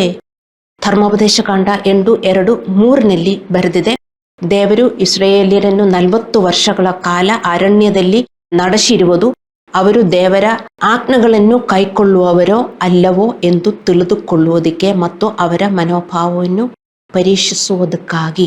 ಮತ್ತು ದೇವರು ಇದನ್ನು ಹೇಳ್ತಾ ಇದ್ದಾರೆ, ಮನುಷ್ಯರು ಆಹಾರ ಮಾತ್ರದಿಂದಲ್ಲ, ಯೆಹೋವನ ಬಾಯಿಯಿಂದ ಹೊರಡುವ ಪ್ರತಿಯೊಂದು ಮಾತಿನಿಂದಲೂ ಬದುಕುತ್ತಾರೆಂಬುದು ನಿಮಗೆ ತಿಳಿಯುವಂತೆ ಆತನು ನಿಮ್ಮನ್ನು ಕಷ್ಟಕ್ಕೆ ಒಳಪಡಿಸಿ ಹಸುವೆಯಿಂದ ಬಳಲಿಸುವವನು. ಅರ್ಥವಾಯ್ತಾ? ನಿಮಗೆ ಇವತ್ತು ಒಂದು ಪ್ರಾಬ್ಲಮ್ ಇದೆಯಾ? ಆ ಪ್ರಾಬ್ಲಮ್ ಇಂದ ನೀವು ವರ್ಷಗಳಾಗಿ ಹಾದು ಹೋಗ್ತಾ ಇದೆಯಾ? ಆ ಪ್ರಾಬ್ಲಮ್ ಅಲ್ಲಾಂದ್ರೆ ಒಂದು ಸಿಕ್ನೆಸ್ ಇರಬಹುದು, ಅಲ್ಲಾಂದ್ರೆ ಒಂದು ಪ್ರಾಬ್ಲಮ್ ಇರಬಹುದು, ಒಂದು ಮನಿ ಪ್ರಾಬ್ಲಮ್ ಇರಬಹುದು, ಅಲ್ಲಾಂದ್ರೆ ಮನೆಯ ಒಂದು ಪ್ರಾಬ್ಲಮ್ ಇರಬಹುದು, ಗಂಡಂದರ ಪ್ರಾಬ್ಲಮ್ ಇರಬಹುದು, ಅಲ್ಲಾಂದ್ರೆ ವೈಫಿನ ಪ್ರಾಬ್ಲಮ್ ಇರಬಹುದು. ಅದಿನ್ನೂ 10 ವರ್ಷದಿಂದ ಹೋಗ್ತಾ ಇದೆಯಾ? ನಿಮಗೆ ಇದೇ ಆನ್ಸರ್. ದೇವರು ನಿಮ್ಮನ್ನು ಶೋಧಿಸುತ್ತಾ ಇದ್ದಾರೆ, ನೀವು ದೇವರನ್ನು ಪಾಲಿಸುತ್ತಾ ಇದ್ದೀರೋ ಅಂತ. ಪಾಲಿಸುವವರೆಗೂ ನೀವು ಹಾಗೇ ಹೋಗಬೇಕು ಮತ್ತು ಇನ್ನು ನಿಮ್ಮ ಕಷ್ಟ ಇನ್ನೂ ಕೆಟ್ಟದಾಗುತ್ತದೆ, ಏನೂ ಒಳ್ಳೆಯದಾಗುವುದಿಲ್ಲ. ಹಲ್ಲೆಲೂಯ. ಮತ್ತು ದೇವರು ಇದನ್ನು ಕಲಿಸಲು ಬಯಸಿದನು, ಮನುಷ್ಯರು ಆಹಾರ ಮಾತ್ರದಿಂದಲ್ಲ, ಯೆಹೋವನ ಬಾಯಿಯಿಂದ ಹೊರಡುವ ಪ್ರತಿಯೊಂದು ಮಾತಿನಿಂದಲೂ ಬದುಕುತ್ತಾರೆಂಬುದು ಅವರಿಗೆ ತಿಳಿಯಬೇಕು. ನಮಗೂ ಇದೇ ನಿಜ. ನಿಮಗೆ ಅರ್ಥವಾಯ್ತಾ? 10 ವರ್ಷ ಆಯಿತು, ನನಗೆ ಆ ಸಿಕ್ನೆಸ್ ಇತ್ತು, ನಾನು ಪ್ರಾರ್ಥಿಸುತ್ತಾ ಇದ್ದೀನಿ, ಮಾತ್ರೆ ತಕ್ಕೊಳ್ತಾ ಇದ್ದೀನಿ, ಆದರೂ ಹೋಗಲಿಲ್ಲ.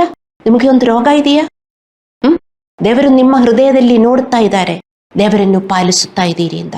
ದೇವರನ್ನು ಪಾಲಿಸುವುದಕ್ಕೆ ಶುರು ಮಾಡ್ರಿ, ನಿಮ್ಮ ರೋಗ ವಾಸಿಯಾಗುತ್ತದೆ. ಯಾರೇ ಆಗಲು ನಿಮಗೊಂದು ರೋಗ ಇದೆಯಾ ಇವತ್ತು? ಅಲ್ಲಾಂದ್ರೆ ಏನಾದರೂ ಒಂದು ಕಷ್ಟ ಇದೆಯಾ? ಅದನ್ನ ನಡುವೆ ಇನ್ನೂ 10 ವರ್ಷದಿಂದ ನಡೆಯುತ್ತಾ ಇದ್ದೀರಾ? ಅಲ್ಲಾಂದ್ರೆ 5 ವರ್ಷದಿಂದ ನಡೆಯುತ್ತಾ ಇದ್ದೀರಾ? ಹಲ್ಲೆಲೂಯ. ದೇವರ ಪರೀಕ್ಷೆಯ ಪ್ರಮುಖ ಭಾಗವೆಂದರೆ ನಮ್ಮ ವಿಧೇಯತೆ. ದೇವರು ನಮಗೆ ಕಲಿಸುತ್ತಾನೆ, ಆಹಾರವನ್ನು ತಿನ್ನಬೇಕು ಅಂತ ನಮಗೆ ಚೆನ್ನಾಗಿ ತಿಳಿದಿದೆ ಅಲ್ಲವೇ? ಸ್ವಿಗ್ಗಿ ಹಂಗ ಬರ್ತಾ ಇರ್ತಾನೆ, ಸ್ವಿಗ್ಗಿಗೆ ರೆಸ್ಟ್ ಕೊಡಲ್ಲ, ಅಷ್ಟೊಂದು ಆರ್ಡರ್ ಮಾಡ್ತೀರ. ಯಾಕೆಂದ್ರೆ ತುಂಬಾ ವರ್ಕ್ ಆಫೀಸಲ್ಲಿ, ಆಹಾರ ಮಾಡಕ್ಕೆ ಟೈಮ್ ಇಲ್ವಲ್ಲ, ಸ್ವಿಗ್ಗಿ ಇದೆಯಲ್ಲ. ಸೊ ದೇವರೇನು ಹೇಳ್ತಾರೆ? ನಿಮಗೆ ಆಹಾರವನ್ನು ತಿನ್ನಬೇಕು ಎಂದು, ನಿಮಗೆ ತಿಂದು ಬದುಕಬೇಕೆಂದು ನಿಮಗೆ ತಿಳಿದಿದೆ ಅಲ್ಲವೇ? ಹೊಟ್ಟೆ ಕಿಸಿದರೆ ಹೆಂಗಾಗತ್ತೆ? ನಮ್ಗೆ ಹೆಂಗೆ ಅನಿಸುತ್ತದೆ? ನಮಗೆ ಶಕ್ತಿ ಇಲ್ಲ, ಆಹಾರ ತಿನ್ನಲೇಬೇಕು. ಅದೇ ತರ ನಮಗೆ ತಿಳಿಯಬೇಕು, ನಾವು ಆತನ ವಾಕ್ಯವನ್ನು ತಿನ್ನುವುದು ಅಂದರೆ ಪಾಲಿಸುವುದು ಪ್ರಮುಖ. ಅದರ ಪ್ರಾಮುಖ್ಯವನ್ನು ನಾವು ಅರ್ಥ ಮಾಡಿಕೊಳ್ಳಬೇಕು. ಒಂದೊತ್ತಾದರೂ ನೀವು ಆಹಾರ ಬಿಡ್ತಾ ಇದ್ದೀರಾ? 1 meal you should take 3 days fasting prayer and take Holy Communion Thursday, Friday, Saturday. Even if I don't give message, all of you should take fasting, pray for your character and for your family, then only you should come and take Holy Communion. ಅದೆಷ್ಟು ಕಷ್ಟದಿಂದ ನೀವು ಒಂದು meal skip ಮಾಡುತ್ತೀರಿ. ದೇವರು ಈ ಲೋಕದಲ್ಲಿ ಪ್ರತಿಯೊಬ್ಬ ವ್ಯಕ್ತಿಯನ್ನು ವಿನಮ್ರಗೊಳಿಸುತ್ತಾನೆ. ಅವನು ಯಾರನ್ನು ದೀರ್ಘಕಾಲ ತನ್ನ ಅಹಂಕಾರದಲ್ಲಿ ಇರಲು ಅವನು ಬಯಸುವುದಿಲ್ಲ. ಯಾರೇ ಆಗಲಿ ವಿಶ್ವಾಸಿಗಳೇ, ಇದು ಗಂಭೀರದಿಂದ ಗಮನಿಸಿ. ದೇವರು ಈ ಲೋಕದಲ್ಲಿ ಯಾರನ್ನು ತನ್ನ ಅಹಂಕಾರದಿಂದ ಹಂಗೆ ಹೋಗುವುದಕ್ಕೆ ಯಾರನ್ನೂ ಬಿಡುವುದಿಲ್ಲ. ಅವರು ಸಾವುಗಾರರಾಗಲಿ ಬಡವರಾಗಲಿ ಯಾರೇ ಆಗಲಿ. ಕೆಲವರು ತಿಳ್ಕೊಳ್ತಾರೆ, ಅಯ್ಯೋ ಅವರು ಬಡವರ ಹೃದಯ ಇನ್ನೂ ಕಠಿಣವಾಗಿರುತ್ತದೆ, ತುಂಬಾ ಗರ್ವ ಅವರಿಗೆ ಇರ್ತದೆ. ಅವರನ್ನು ಕರ್ಕೊಂಡ್ಬನ್ರಿ ಚರ್ಚ್ಗೆ, ಅವರು ಪಾಲಿಸುತ್ತಾರ? ನೀವು ತಿಳ್ಕೊಳ್ತೀರ, ಅಯ್ಯೋ ಪಾಪ ಅವರು ಬಡವರು, ಅವ್ರಿಗೆ ಏನೂ ಇಲ್ಲ ಅಂತ. ಅದಕ್ಕೆ ನಾವು ಯೇಸು ಹತ್ರ ಕರ್ಕೊಂಡ್ ಬಂದಿದ್ದೇವೆ. ದೇವರನ್ನು ಪಾಲಿಸಿದರೆ ಅವರು ಬಡವತನ ಎಲ್ಲ ಹೋಗ್ಬಿಡ್ತದೆ. ಆದರೆ ಅವರು ಪಾಲಿಸುವುದಿಲ್ಲ. ಆದರೆ ಅವರ ಹೃದಯ ಹಂಗಿದೆ. ನಾವು ಬದಲಾಗಬೇಕೆಂದು ಮತ್ತು ವಿನಮ್ರ ಜನರಾಗಿ ಬದುಕಬೇಕೆಂದು ದೇವರು ಬಯಸುತ್ತಾನೆ. ನಾವು ದೇವರ ವಾಕ್ಯದ ಮೂಲಕ ಮಾತ್ರ ಅಂತಹ ಜೀವನವನ್ನು ನಡೆಸಬಹುದು. ದೇವರ ವಾಕ್ಯದ ಮೂಲಕ ಮಾತ್ರ. ಹೊಟ್ಟೆ ತುಂಬಿಸುವ ವಿಶ್ವಾಸಿಗಳೇ, ಅರ್ಥ ಮಾಡಿಕೊಳ್ಳಿ, ದೇವರ ವಾಕ್ಯ ನಾವು ತಿನ್ನಬೇಕು ಡೈಲಿ. ದೇವರನ್ನು ಪಾಲಿಸುವುದು, ದೇವರ ವಾಕ್ಯ ತಿನ್ನುವುದು, ದೇವರ ವಾಕ್ಯ ಪಾಲಿಸುವುದು. ದೇವರು ನಮಗೆ ಈ ಪ್ರಾರ್ಥನೆ ಕಲಿಸಿದ್ರು. ಮತ್ತಾಯ 6:11, ನಮ್ಮ ಅನುದಿನ ಆಹಾರವನ್ನು ಈ ಹೊತ್ತು ದಯಪಾಲಿಸುವಂತ. ಬೇರೆ ರೀತಿಯಲ್ಲಿ ಎಲ್ಲರೂ ಪ್ರಾರ್ಥಿಸುತ್ತಾರೆ. ನಮ್ಮ ಅನುದಿನದ ಆಹಾರವನ್ನು ಈ ಹೊತ್ತು ದಯಪಾಲಿಸು. ಇವತ್ತು ನನಗೆ ಊಟಕ್ಕಿಲ್ಲ, ನನಗೆ ವಸ್ತ್ರ ಇಲ್ಲ, ದುಡ್ಡಿಲ್ಲ, ಇವತ್ತು ನನಗೂ ಕೊಡಿ ದೇವರೇ. ಇದ ದೇವರ ಪ್ರಾರ್ಥನೆ ಕಲಿಸಿರುವುದು ಅಲ್ಲ. ಆತ್ಮೀಯ ಆಹಾರ ಡೈಲಿ ನಾವು ತಿನ್ನಬೇಕು. ನಮ್ಮ ಹೊಟ್ಟೆಗೆ, ನಮ್ಮ ಶರೀರಕ್ಕೆ ನಮಗೆ ಆಹಾರ ಇಲ್ಲದೆ ನಾವು ಜೀವನ ಮಾಡಿದರೆ ನಮಗೆ ಹೆಂಗಾಗತ್ತೆ? ಅದೇ ತರ ದೇವರ ಮಕ್ಕಳೇ, ದೇವರ ವಾಕ್ಯಗಳನ್ನು ನಾವು ಪಾಲಿಸಿ, ದೇವರ ಒಬೀಡಿಯನ್ಸ್ ಅನ್ನು, daily obedience, daily give us this day our daily bread. ದೇವರನ್ನು ಪಾಲಿಸುವುದು ಆವಾಗ ಇವಾಗ ಅಲ್ಲ, ಡೈಲಿ ನಾವು ದೇವರನ್ನು ಪಾಲಿಸಬೇಕು. Specially when a problem comes, when a fire comes. ತುಂಬ ಪ್ರಾಬ್ಲಮ್ ಇದ್ದಾಗ ತುಂಬ ಪ್ರಾರ್ಥಿಸಬೇಕು. ದೇವರೇ, ನಾನು ಸೆಲ್ಫ್ ಕಂಟ್ರೋಲಿನಲ್ಲಿ ಈ ಬೆಂಕಿಯಲ್ಲಿ ಇರಬೇಕು, ನಿಂತರ ಇರಬೇಕು. ಹಲ್ಲೆಲೂಯ. ಏಕೆಂದರೆ ನಾವು ದೇವರಿಗೆ ವಿಧೇಯರಾಗಿ ಬದುಕಿದಾಗ, ಆತ್ಮೀಯ ಆಹಾರವನ್ನು ತಿನ್ನುವ ಮೂಲಕ ಮಾತ್ರ ನಮಗೆ ಸೇಟಾನನ ಯೋಜನೆಗಳಿಂದ ಜಯಿಸಬಹುದು. ಸೇಟಾನನಿಗೆ ನಮಗೆ ಒಳ್ಳೆ ಯೋಚನೆಗಳಿದೆ. ದೇವರೇನೇನು ನಮಗೂ ಕೊಡ್ತಾರೋ ಅದೇನು ನಮಗೆ ಸಿಗಬಾರದು ಮತ್ತು ನಾವು ಸ್ವರ್ಗಕ್ಕೆ ಸೇರಬಾರದು. ಇದೇ ಸೇಟಾನನ ಡಿಸೈರ್, ಬಯಕೆ. ಅವನನ್ನು ಜಯಿಸಬೇಕೆ ಅಂದರೆ ನಾವು ದೇವರ ಆಹಾರವನ್ನು ತಿಂದು ನಾವು ಒಳ್ಳೆ ಸ್ಟ್ರಾಂಗ್ ಆಗಿರಬೇಕು. ಈ ಲೋಕದಲ್ಲಿ ನಾವು ಆಶೀರ್ವದಿಸಲ್ಪಡಲು ಬೇರೆ ಯಾವುದೇ ಮಾರ್ಗವಿಲ್ಲ, ಯೇಸುದೇವರು ಮಾತ್ರ ಮಾರ್ಗ. ಅರ್ಥ ಮಾಡಿಕೊಳ್ಳಿ. ನಮ್ಮ ಎಲ್ಲ ಹೃದಯ ಕೆಟ್ಟದು. ಯಾರದಾದ್ರೂ ಹೃದಯ ಒಳ್ಳೆಯದಿದೆಯಾ? ಆ ಕೆಟ್ಟ ಹೃದಯದಿಂದ ನಮಗೆ ಯಾರಿಗೂ ಒಳ್ಳೆಯದಾಗುವುದಿಲ್ಲ. ನಮ್ಮ ಹೃದಯ ಬದಲಾವಣೆ ಮಾಡುವುದಕ್ಕೆ ದೇವರ ಹತ್ರ ಬಂದಿರುವುದು. ಅರ್ಥ ಮಾಡಿಕೊಳ್ಳಿ ದೇವರ ಮಕ್ಕಳೇ. ಮತ್ತೆ ದೇವರು ನಮ್ಮ ಹೃದಯ ಶೋಧಿಸುವವನು. ಇದಕ್ಕೆ ಪ್ರತಿಫಲ ಕೊಡುವುದಕ್ಕೆ.